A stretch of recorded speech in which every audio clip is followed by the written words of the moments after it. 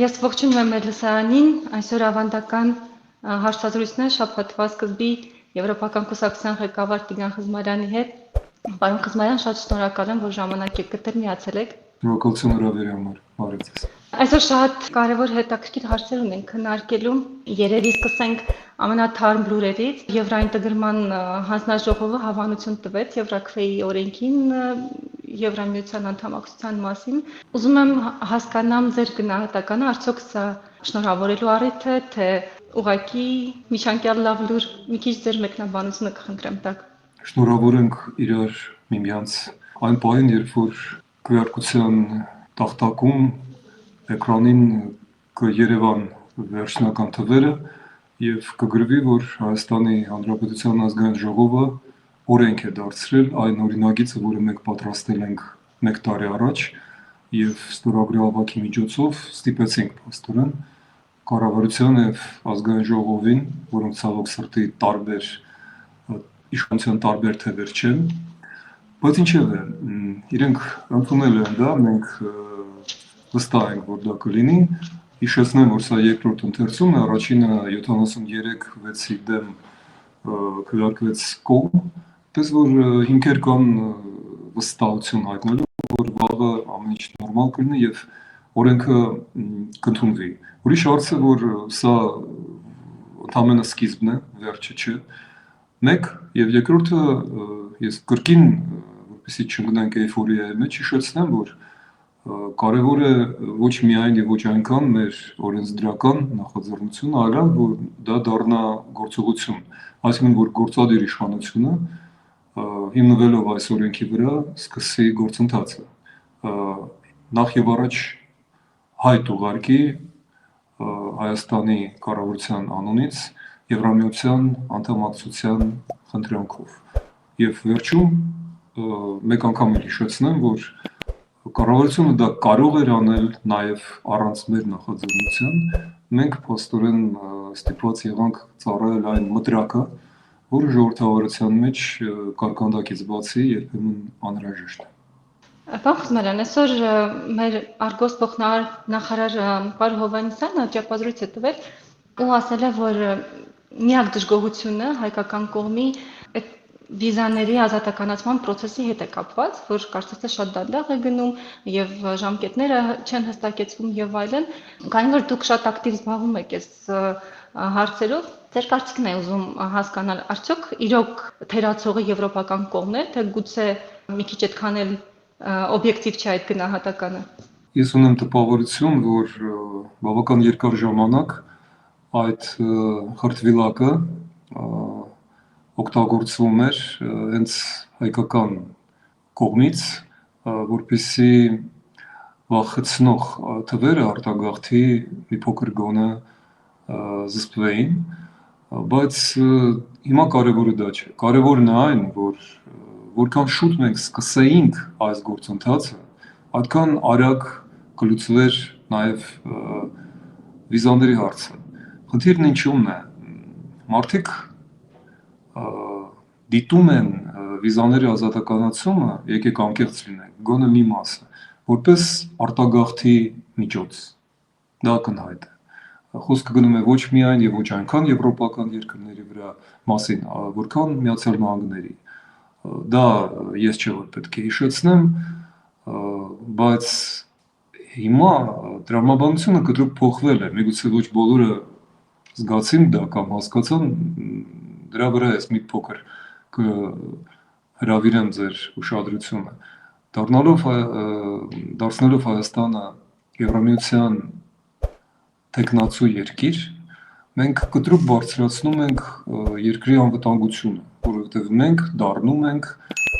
Եվրամիության, Եվրոատլանտյան քաղաքակրթության պատասխանատվության մաս, գոտի, որի վրա Եվրամիությունը եւ Միացյալ Նահանգները ամբողջ արևմուտքը սփռում է իր պաշտպանությունը։ Սկզբից դա միգուցե չերևա շոշափելի, այսինքն այստեղ միանգամից չէ որ կհայտնվեն արևմտյան զորքերը, բայց այն որ հենց այսօր Ֆրանսիայի դեսպան Օլիվիե դե Կոտինիին եւ պարզ է որ դա իր անձնական նախաձեռնությունը չէ, դա Ֆրանսիայի պաշտոնական դիրքորոշումն է, ցուցադրաբար մեկնում է Սյունիք եւ գրում է սոցիալական ցանցերում, որ ես կատարում եմ համերաշխության բարեկամական այց Սյունիք։ Ինչ կա որ դեսպանները ամեն օր գնում են այստեղ կամ այնտեղ, բայց ինչու է կարևոր Ֆրանսիայի դեսպանը այս գրառում։ Բան այն է, որ չմոռանանք երբեք 21, 22, 23 թվականին միմիայն Ֆրանսիայի եւ Միացյալ Նահանգների դեսպանների օրնիբուն ներկայությունը Սյունիքում պաշտպանեց Հայաստանի հարավային շրջանները եւ հատկապես Սյունիքը ադրբեջանական հարձակումից, ռուս-ադրբեջանական հարձակումից, որովհետեւ նրանք փաստորեն այնտեղ դրոշներով էին պաշտպանում մեզ։ 22 թվականի աշնանը նրանց եւ արևմտյան այդ պաշտպանության օգնություն եկավ Եվրամիության առաքելությունը, դիտորդական առաքելությունը։ Եվ դա էլ որքան էլ շատերին թվում էր ծիծաղելի, մենք ունենք մի նախկին պաշտպանության նախարար Սերան Օհանյան, որը հիմա քաղաքականությամբ է զբաղվում Մայր հայրենիք, Մայր Հայաստան կոչվող ֆրակցիան, որը ավելի ճիշտ կներ Մայր Ռուսաստան անվանել, եւ ինքը հիշում եմ հեգնում էր, թե հեռադիտակներով եւ գրիչներով զինված այս մարդիկ այդ ինչ պետք է անեն պաշտպանելու համար Հայաստանը։ Պարզվեց, որ այդ հեռադիտակներով եւ եվրոպական դրոշներով զինված մարդիկ շատ ավելի հստակ եւ ամուր պաշտպանում են Հայաստանի սահմանները, քան ձեր ղեկավարած պաշտպանության նախարարությունը, պարոն նախկին նախարար, որովհետեւ մինչեւ նրանց գալը, դրանից մի քանի օր առաջ 223 զոհ տվեց Հայաստանը մի քանի օրվա մեջ, դա 22 թվականի սեպտեմբերն էր, երևի ոչ ոք դեռ չի մոռացել դա։ Ահա ինչից հետո Եվրամիությունը այս կրակի տակ դրեց իր դիտորդներին։ Եվ հիմա փաստորեն Ֆրանսիայի դեսպանը այդ ժեստով ընդգծում է Ֆրանսիայի անվտանգային առաքելությունը։ Ես շփվեցի ձեր հարցից վիզաների մասին, բայց ես շատ լավ հասկանում եմ, որ վիզաները հայերին հիմա հետաքրքրում են ոչ այնքան Միլանում շոփինգ անելու կամ Heidelberg-ում համալսարան ընդունվելու համար։ Թեև իրականում գլխավոր նպատակը մեր բոլորիս նպատակը դա է լինել, որ հայերը ոչ թե փախչեն երկրից վիզաները օգտագործելով, այլ գնան սովորելու, գնան աշխատելու եւ վերադառնան։ Եվ վերադառնան նաեւ այնտեղ վաղուց գնացած հայերը, որովհետեւ այլևս իմաստ չի ունենա պանդուխտի կյանք վարել դրսում, եթե Հայաստանը ապահովելու է նույն եվրոպական կարգ ու կանոնը, մարդու արժանապատվությունը եւ անվտանգությունը երկրի համար, ինչը կապահովում է միմիայն անդամակցությունը Եվրոպական միության մեջ։ Պարոն Խմելյան, հեռադիտակներով մարդկանց հետ կապված նորից ակնարկներ են արվում, քննարկումներ են արվում, էլի հարցопատասխանի ընթացքում սահմանային այդ երրորդ ուժի, կարծես թե ամեն անգամ ակնարկում են, դե որ զինված ուժերի մասն է խոսքը, բայց տողատակում մի ձևի բոլորն էլ հասկանում են, որ հենց դիտորդների մասն է խոսքը, չգիտեմ, գուցե դա ինչ որ մանիպուլյացիաներ են եւ պետք չէ ձև հասկանալ, բայց արդյոք պետք է այդքան հաճախ այդ հարցը քննարկել, արդյոք պետք է անդադ ինչ որ անիրատեսական բաների մասին խոսել, ես չգիտեմ, արդյոք սա օգտակար է եվրոպական երկրների հետ մեր հարաբերությունների համար։ Անջալա ջան, տեսեք, հենց այս պահին երբ մենք խոսում ենք, Հայաստանի Հանրապետության տարածքում գտնվում են երկու օտար բանակ եւ մեկ միջազգային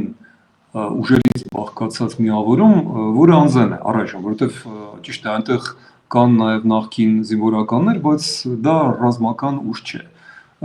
Երկու թշնամական բանակները դա ռուսականն է, 102-րդ բազայում եւ որոշ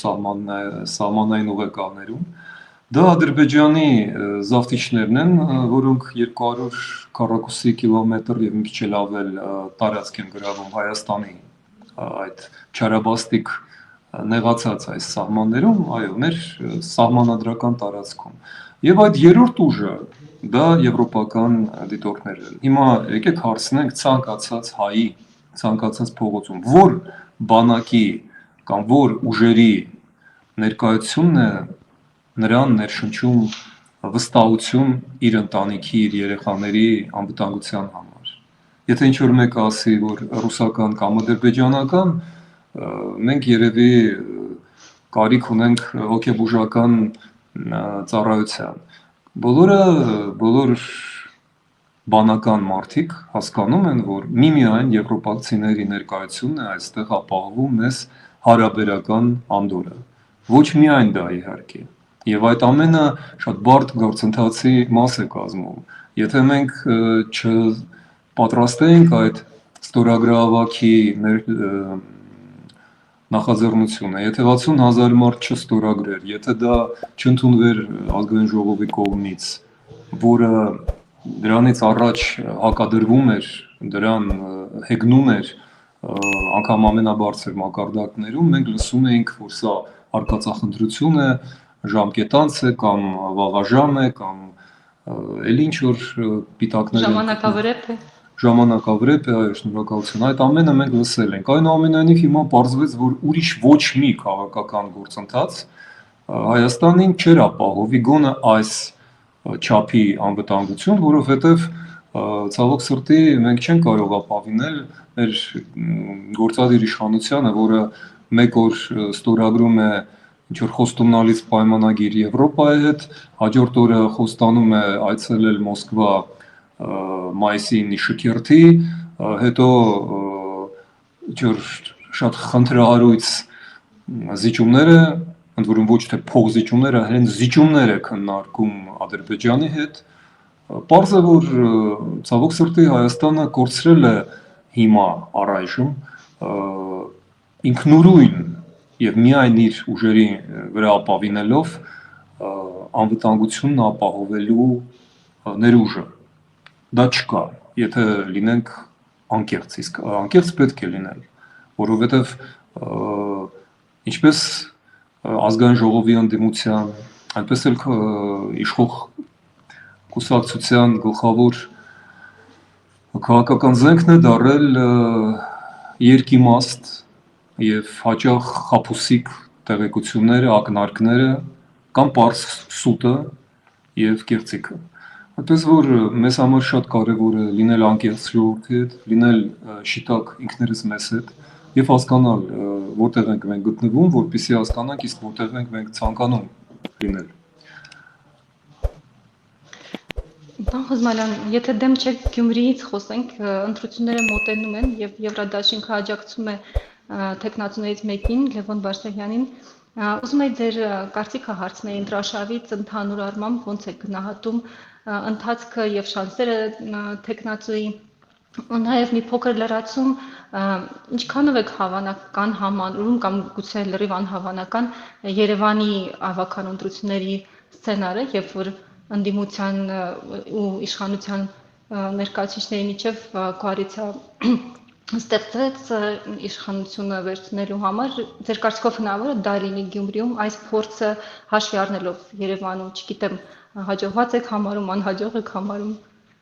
Դուք մի քանի հարց տվեցիք եւ բոլորը շատ կարեւոր են, ես փորձեմ բոլորին հակիրճ պատասխանել։ Գյումրվա ընտրությունները ինչ որտեղ արտացոլում են Հայաստանի ներկայիս քաղաքական դաշտը, ներքնապնակը եւ մենք տեսնում ենք, որ ինչպես եւ առաջ այստեղ կա իշխանությունների հերթական տեխնացուն, որը չի ամաչում, ես նկատի ունեմ ոչ թե տեխնացուին, այլ իշխանական ուժերը օգտագործել անամոթաբար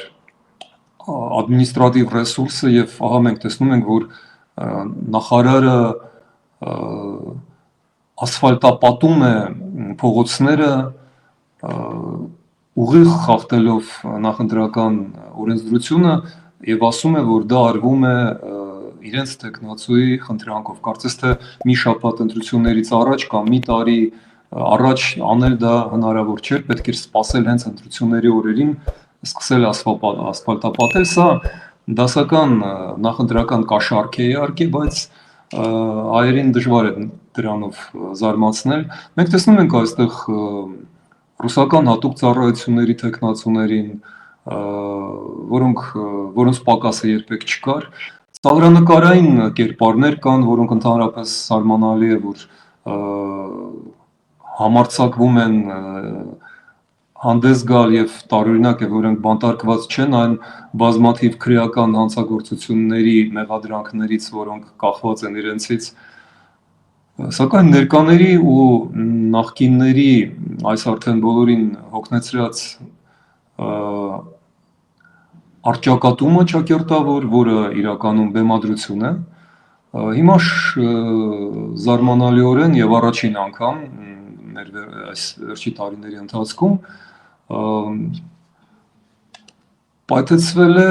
նոր ուժի ներկայությամբ, ինչպես իմ գործքով շատ դիպուկ ասած իրավապաշտպան Արթուր Սակունցը, խոսքը Եվրադաշինքի մասին է։ Եվրադաշինքի ստեղծմամբ բոլոր ներկաները դարձան նախկին։ Եվ մենք իսկապես ընտրեցինք Լևոն Բարսեղյանին մեր համոզմամբ ամենապատրաստված, լուրջ, գործիմաց եւ փորձառու տեխնացուին, որը մի քանի անգամ եղել է ավականի անդամ, որը հրաշալի գիտի իր քաղաքի եւ երկրի խնդիրները եւ որը լավագույնս ներկայացնում է եվրոպական դաշինքի նպատակները։ Ես անձամբ հիշում եմ Լևոնին այն տարիներին, երբ մենք գալիս էինք 2015 թվականին, 2018-19 թվականներին, երբ դա արգելված էր եւ բոլորովին էլ պետական հովանավորության չէր արժանանում, մեր գործողությունները մեզ դրա համար պատժում եւ ձերբակալում են, բայց մենք գալիս ենք Գյումրվա 102-րդ բազայի դիմաց ցույցեր ենք կազմակերպում, պահանջում ենք, որ զավթիչ ռուսական զորքը լքի Հայաստանը եւ Գյումրին, եւ Լևոնը այդ օրերին մեզ հետ էր, այդպես որ ինձ համար աջակցել Լևոնին շատ բնական է։ Դուք մի շարք հարցեր եք տվել եւ ես փորձեմ բոլորին անդրադառնալ, բայց շատ կարեւոր է այն, որ դուք հարցրեցիք վերջում։ Կարող է պատահի, որ Եվրադաշինքը աջակցի իշխող կուսակցությանը։ Եթե դուք նկատի ունեք այն, որ մեր դաշինքի մասնակիցներից մի կուսակցություն, Հանրապետություն կուսակցությունը 2023 թվականին դաշինք կազմեց ԿՊ-ի հետ, ապա դրա ղեկավար Արամ Սարգսյանը իմ կարծիքով սպառիչ պատասխան տվեց, նա իրավացիորեն նշեց, որ Երևանը պետք էր փրկել ռուսական կուսակցություններից, պրոռուսական կուսակցություններից, որովհետև ընտրությունների այդ վերջին օրը, սեպտեմբերի 19-ին սկսվեց ռազմական գործողությունը Արցախում եւ 150,000, 120,000 այդ պահին արդեն մարդ փախստական դարձան եւ ռուսական հատուկ ծառայությունների հաշվարկը այն էր, որ Երևանում իշխանության են գալիս պրոռուսական ուժերը, դուք հիշում եք այդ նույն կուսակցությունների անվանումները, Մայր Հայաստան, չգիտեմ էլ ինչ, Պատիվ եւ այլն, եւ նրանց խամաչիկներին, եւ եթե Երևանը անցներ այդ ռուսական հատուկ ծառայությունների ներկայացուցիչների ձեռքին, ապա այն 100-120,000 փախստականները կօգտագործվեին որպես բռնի հեղաշրջում, իշխանափոխություն կատարելու միջոց։ Պես որ Արամ Սարգսյանը բացատրեց իր այն քայլը ցանկությամբ պահպանել սահմանադրական կարգուկանոնը եւ ես կարծում եմ, որ որևէ լուրջ քաղաքական գործիչ կամ պարզապես քաղաքացի չի մեղադրի նրան, բայց հիմա վիճակը այլ է եւ ռուսական ուժերը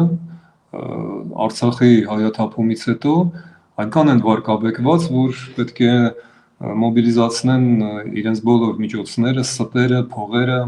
սպառնալիքները, որպեսզի կարողանան ինչ-որ բանի հասնել։ Ուստի մենք հիմա դիտում ենք գլխավոր մրցակից հենց իշխանությունը եւ մեր որոշումը կայացված է։ Ոչ մի դեպքում մեր տեխնացուն եւ մեր դաշինքը քաղաքացիական պայմանագրի եւ իրենց տեխնացուի հետ դաշինք չեն կազմելու։ Դա որոշված է եւ ես այստեղ կրկնում եմ եւ Լևոն Բարսեղյանի եւ մեր դաշինքի ընդհանուր որոշումը։ Եթե դեմ չեք շատ արագ անդրադառնանք նաև մի քիչ արտաքին քաղաքական process-ներին հետաքրքիր զարգացումներ կան, մասնավորապես Թուրքիայում տեսնում ենք շատ ակտիվ ակցիաներ են տեղի ունենում Ստամբուլի քաղաքապետի ձերբակալումից հետո ձեր կարծիքով ինչ սպասենք Հայաստանի համար արդյոք այս իրավիճակը այդ դեստաբիլիզացիան Թուրքիայում կարող մեր վրա անդրադառնա ինչ որ վատ հետևանքներ ունենա թե գուցե հակառակը մեզ համար լավ է ձեր կարծիքը Ես այստեղ կնշեի երկու երկիր եւ երեք քաղաքական ուժ։ Այո, շատ կարևոր է ինչ կատարում է Թուրքիայում եւ որպես պատասխանատու քաղաքական ուժ մենք պետք է զուսպ հետևենք առանց ավելնորդ շարժումների եւ բացակայությունների։ Մենք հասկանում ենք, որ Թուրքիայում տեղի է ունենում պայքար պրոիսլամական եւ պրոկեմալական շարժումների միջև, որովհետեւ ձերբակալված քաղաքապետ Իմամօղլուն ներկայացնում է Մուստաֆա Քեմալի անունը եւ գաղափարները կրող կուսակցություն, այդպես որ մեզ համար այստեղ երկու ճարիքներից պետք է ընտրել նվազագույնը։ Նվազագույնը ըստ երևույթի լինելու է Իմամօղլուն, բայց մենք չենք միջամտում բնականաբար եւ անգամ գնահատականներ չենք տալիս Թուրքիայի ներքին գործերին, դա քաղաքական պարկեշտություն է, ես քաղաքագետ չեմ, ես քաղաքական մեկնաբան չեմ, ես քաղաքական կուսակցության ներկայացուցիչ եմ եւ պետք է պարտավոր եմ զսպվածություն արտահայտել այդ ուղղությամբ։ Ես ուղղակի տեսնում եմ, որ Թուրքիան հսկայական խնդիրների առնչվում եւ դրանք ոչ միայն քաղաքական են, դրանք ոչ միայն ազգամիջյան են, որովհետեւ բացի այդ բաժանումից երկու հիմնական կուսակցությունների միջև կա նաեւ հսկայական քրդական խնդիրը եւ քրդերը հիմա վերելքի մեջ են, նրանք ստացել են ինքնավարություն Իրաքում, Սիրիայում են ստանում ինքնավարության նշույլներ եւ բնականաբար թրքաբնակ քրդերը նույնպես ուշադիր եւ մեծ ողջավորությամբ են հետևում այդ շարժմանը քրդական։ Այսպես որ ինչպիսի դիրք են իրենք գրավելու ներ թուրքական այդ բախումներում դա որոշիչ կարող է լինել։ Բացի դա մենք տեսնում ենք շատ կարևոր մեզ համար իրադարձությունները Իրանի շուրջը։ Վերջերս Միացյալ Նահանգների նախագահ Թրամփը վերջնագիր ներկայացրեց Իրանին պահանջելով հրաժարվել միջուկային ծրագրից եւ մի քանի ժամ առաջ մենք տեղեկացանք, որ Իրանը պատրաստություն է հայտնել գնալ բանակցությունների Միացյալ Նահանգների հետ այդ ամենազգայուն հարցով իր կողմից առաջարկելով նախապայման պատժամիջոցների թեթևացումը եւ դա շատ լավ է, որովհետեւ երկխոսություն է սկսվում Միացյալ Նահանգների եւ Իրանի հետ։ Ինչու է դա մեզ համար կարեւոր։ Իմ գնահատմամբ Հայաստանի համար պատերազմական վտանգը շոշափելի է եւ իրատեսական այն դեպքում, եթե Իրանի դեմ սկսվեն ռազմական գործողություններ։ Այդ դեպքում է, որ Ադրբեջանի գործողությունների չափը կարող է անցնել ներկայիս շրջանակները եւ Ադրբեջանը Ռուսաստանի օգնությամբ, որտեղ Թուրքիան չափազանց զբաղված է հիմա ներքին ճգնաժամերով, բայց Ռուսաստանը միշտ այդ պահին պատրաստ է օգնել իր վաղեմի ծրագրի իրականացմանը Ադրբեջանի ձեռքով հարվածելու Սյունիքին։ Ահա ինչու է մեզ համար կարևոր եւ այն, որ Իրանը այնուամենայնիվ թողել է իր անզիջուն դիրքորոշումը եւ սկսում է խոսել Ամերիկայի հետ, հետեւաբար Իսրայելը նույնպես կաշկանդված է Միացյալ Նահանգների այդ գործողություններով։ Մյուս կողմից էլ ահա ինչու մեզ համար կարևոր է, որ Ֆրանսիան հանձինս իր դեսպանի ցուցադրական աջակցության եւ համերաշխության այց է կատարում հենց Սյունիք։ Այս ամենը շահկապված է եւ կարծում եմ, որ վերջի ժամերի այս զարգացումները համեմատաբար բարենպաստ են Հայաստանի համար եւ հեռացնում են պատերազմի վտանգը։ Վերջի հարցս էլ տամ դուք խոսեցիք Ալիևի մասին, հիմա նորից ձգձգվում է խաղաղության պայմանագրի ստորագրությունը, ձեր կարծիքով սա կբերի ինչ-որ հայկական կողմի քաղաքականության փոփոխության, թե չի բերի եւ մենք ուղղակի շարունակելու ենք համառորեն պայքարել, որ հաստատողը ստորագրվի։ Ասելով որ մենք ենք պայքարում այս փաստաթղթի ստորագրման համար, ես կարծում եմ դուք փոքր չափազանցնում եք, ես բացարձակապես ջատագովը չեմ այդ փաստաթղթի, պարզ պատճառով ես երբեք չեմ վստահելու իմ երկրի, իմ ազգի, իմ ընտանիքի անվտանգությունը Ալիևի հետ կնքված որևէ փաստաթղթի։ Այդ փաստաթղթերը առ ոչինչ են, մենք նման փաստաթղթերի հատորներ ունենք, որոնք խախտվել են շլացուցիչ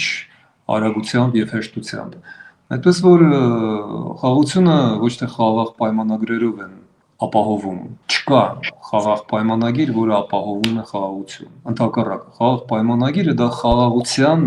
արդյունք է, այլ ոչ թե խաղաղությունն է արդյունքը խաղաղ պայմանագրի։ Կան երկրներ, որոնք տասնյակ տարիներ ապրում են առանց խաղաղ պայմանագրին, ու Ռուսաստանը մինչև հիմա 1945 թվականից պայմանագիր խաղաղ չունի Ճապոնիայի հետ։ Մի օրինակ։ Այդպես որ խաղաղություն կարող է մեզ համար ապահովել միմիայն ուժեղ քաղաքական դիրքը, որը կամրապնդվի հետագայում նաև տնտեսական եւ ռազմական ուժով, բայց դա հնարավոր է միմիայն մի դեպքում, եթե Հայաստանը օր առաջ կատարի իր աշխարհաքաղաքական ընտրությունը եւ սկսի Եվրամիության հետ անդամակցելու գործընթացը, ու այսպես մենք վերադառնում ենք ձեր առաջին հարցին, Անժելա ջան, մարտի 25-ին ցերեկը սպասվող փաստաթղթի ընդունումը որպես օրենք Հայաստանի եվրոինտեգրման սկիզբը եւ հիմք է դնում նաեւ Հայաստանի անվտանգությանը եւ խաղաղության գործընթացին, որը պետք է իհարկե ամրանա տնտեսական եւ ռազմական ներուժով, բայց կրկնում եմ դա հնարավոր կլինի մեզ համար նախ եւ առաջ արևմուտքի հետ ու նախ եւ առաջ Եվրամիության հետ մերձեցման ընթացքում։ Վերադարձանք առաջի հարցից, եկեք դրանով էլ փակենք, կխնդրեմ մի երկու բառով ուղղակի, արդյոք արդեն պլանավորել եք հետագա քայլերը, ենթադրենք ընդունվեց օրենքը ազգային ժողովում, արդյոք ունեք ձեր հետագա քայլերը, ո՞նց եք վերահսկելու իրականացումը, ինչպես եք աշխատելու իշխանության հետ։ Այո, մենք ունենք իհարկե ծրագրեր, հիշեցնեմ, որ այս շաբաթը պարզապես ճակատագրական է եւ հուսամ, որ 25 թվականի համար կարևորագույնը կլինի, որտեղ չեմ ցանկանա, որ ինչ որ զարգացումները շեղեն մեզ այս ճանապարհից։ 25 թվականի մարտը փաստորեն ավարտվում է երկու խորհրդանշական իրադարձություններով։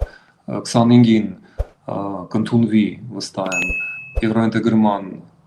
օրենքը, 30-ին կանցնեն ընտրությունները Գյումրիում։ Եվ ահա մեր առաջին քայլը։ Եվրոդաշինքը առաջարկում է Գյումրիին դառնալ առաջին եվրոպական քաղաքը Հայաստանի։ Եթե մեզ վստահեն, եթե մենք համոզիչ ենք եւ եթե այն վախերը, որ սերմանում են գյումրեցիների եւ ողջ ազգի մեջ իշխանականները եւ ռուսական ընդդիմությունը, ապա մենք կգրանցենք այս գարունը որպես Հայաստանի քաղաքական գարուն։ Մենք ունենք իհարկե մտահոգություններ, թե ինչպես է ընթանալու գործընթացը, բայց դա արդեն մասամբ եւ մեծ մասով մեզնից է կախված։ Որքան կկարողանանք մենք իշխանությանը վերահսկել, ստիպել եւ բերել եվրոպական դաշտ։ Մեզ հիմա պետք է առնվազն փոխվարչապետ եվրոինտեգրման հարցով։ Մեզ պետք է հատուկ հանձնաժողով կամ նախարարություն եվրոինտեգրման։ Մեզ պետք է հայտ օր առաջ ուղղված Եվրամիությանը։ Մեզ պետք է ամենակարևորը, այսպես կոչված Կոպենհագենյան չափանիշների կամ նախապայմանների, դրանք 12-ն են, դրանց կատարումը եւ Հայաստանի ամբողջ օրենսդրական, կատարողական, գործադիր կյանքի օրենսդրության համապատասխանումը այդ նախապայմաններին։ Դա դատաիրավական համակարգն է, ոստիկանական, դա ընտրական, կրթական, ռազմական, տնտեսական եւ բազմաթիվ այլ առողջապահական մեր կյանքի բոլոր ոլորտները ձգտելու են եւ պետք է հասցվեն եվրոպական չափանիշի։ Դրա համար ենք մենք կոչ անում ժողովրդին ընտրել մեզ սկսած Գյումրիից, որպեսզի մեր երկիրը դառնա եվրոպական, այսինքն օրինական, կարգապահ, բարգավաճ, լուսավոր, այն ամենը, ինչպես անվանում են իրենց բազմաթիվ կուսակցությունները, տեղավորվում է մի խոսքի մեջ՝ եվրոպական Հայաստան։ Մենք դա ցանկանում ենք եւ մենք դա կանենք։ Կարծում եմ շատ սրամիտ բան կլինի, եթե ռուսական ռազմաբազա ունեցող քաղաքը եվրոպական առաջի քաղաքը դառնա Հայաստանի։ Հենց այդպես էլ կանենք ռուսական բազան այնտեղից։ Հենց այդպես։ Ինչ ասեմ, հաջողություն եմ ցանկանում, իրոք բոլորս ուշադիր կհետևենք Գյումրիի միջակայքում, շնորհակալ եմ, որ ժամանակ Իսկ գյումրիցիները հույս ունեմ ոչ միայն կհետևեն, այլ կմասնակցեն։ Այո։ Մեր համարը 6-ն է։ Շնորհակալություն ձեր ժամանակի համար, որ միացաք եւ շնորհակալ եմ բոլորին, ով դիտեց, խնդրում եմ անպայման ձեր մեկնաբանությունները թողեք, լայքեք, եթե հավանեցիք եւ ելի կհանդիպենք։ Շնորհակալություն, ստեսություն։